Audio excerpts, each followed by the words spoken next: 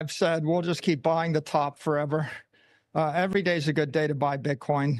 We look at it as cyber Manhattan. I would have bought Manhattan 100 years ago, 200 years ago, every year for the past 300 years.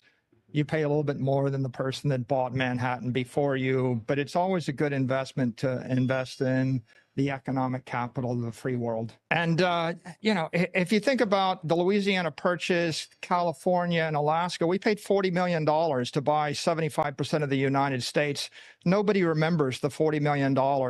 But if you know where the money's going, you should buy the property, buy the future. And in this case, the Lummis plan calls for 1 million Bitcoin acquisition.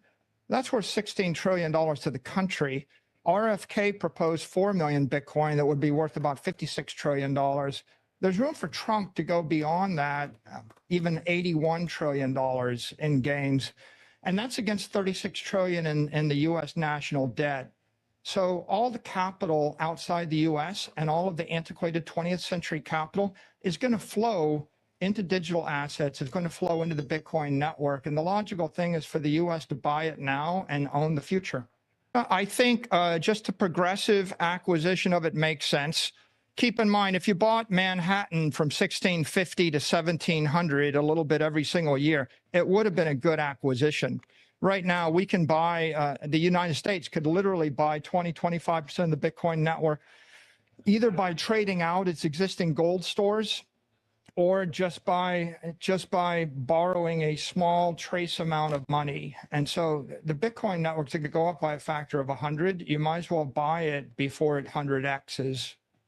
You know, the world wants a digital assets framework, and the United States has a great opportunity to define a digital assets framework.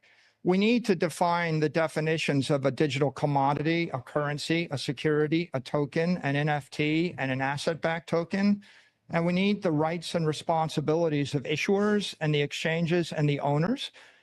But that takes consensus from the executive branch, the House, the Senate, and the industry. And we didn't have that for the past 4 years. The opportunity for the US, it's to issue $10 trillion of digital currency and back the dollar. It's to capture $50 trillion of capital gain on the digital capital network.